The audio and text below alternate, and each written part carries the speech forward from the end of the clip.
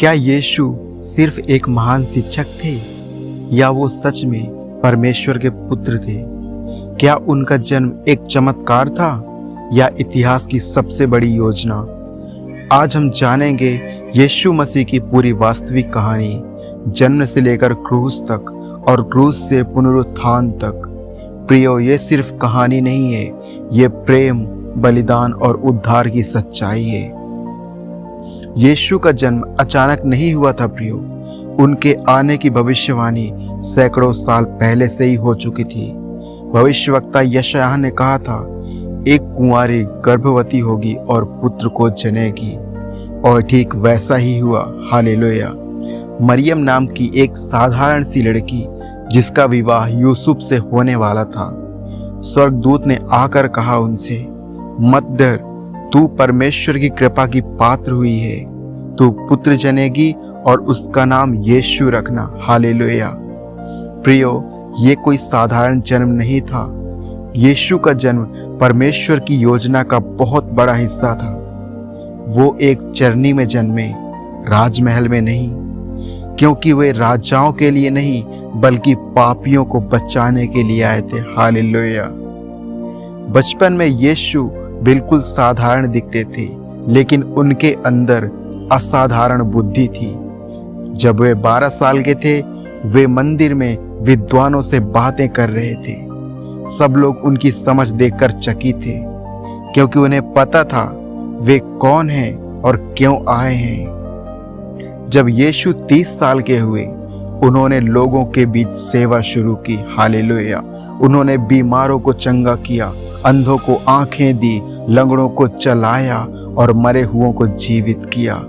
लेकिन उनका सबसे बड़ा चमत्कार टूटे हुए दिलों को जोड़ना था। हालेलुया। उन्होंने कहा, हे सब परिश्रम करने वालों, मेरे पास आओ, मैं तुम्हें विश्राम दूंगा। प्रियो, उन्होंने पापियों से प्रेम किया, उन्होंने गिरों को उठाया, उन्होंने खोए हुओं को ढूंढा। यीशु सिर्फ चमत्कार करने नहीं आए थे, वे लोगों को परमेश्वर से मिलाने आए थे। लेकिन हर कोई उनके स्वीकार नहीं कर पाया प्रियो। धार्मिक अगुए उनसे जलने लगे, क्योंकि लोग उन्हें सुनने लगे थे। एक दिन उनके अपने ही चेले यहूदा ने 30 चांदी के सिक्कों में उन्हें बेच दिया। यीशु जानते थे कि क्या होने वाला है, फिर भी उन्होंने विरोध नहीं किया प्रियो, क्योंकि वे जानते थे यह परमेश्वर की योजना है।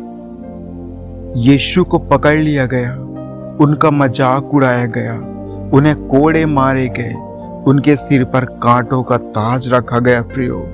फिर उन्हें क्रूस पर चढ़ा दिया गया और क्रूस पर उन्होंने एक बात कही, पिता, इन्हें क्षमा कर, क्योंकि ये नहीं जानते कि ये क्या कर रहे हैं। उस दिन यीशु ने सिर्फ प्राण नहीं दिए प्रियो, उन्होंने हमारे पापों का दंड अपने ऊपर ले लिया।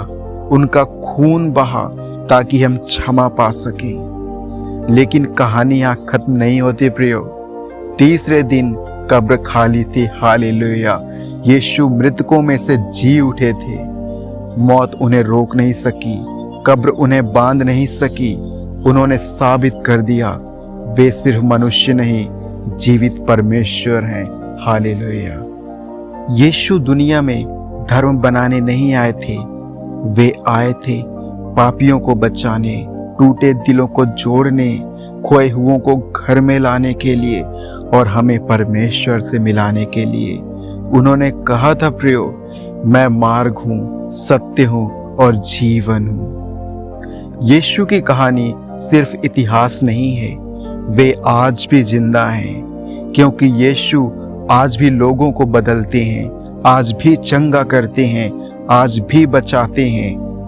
प्रियो, अगर तुम टूटे हो, अगर तुम अकेले हो, अगर तुम्हें माफी चाहिए, तो यीशु आज भी तुम्हें बुला रहे हैं, क्योंकि उनका प्रेम कभी खत्म नहीं होता। हालेलुया।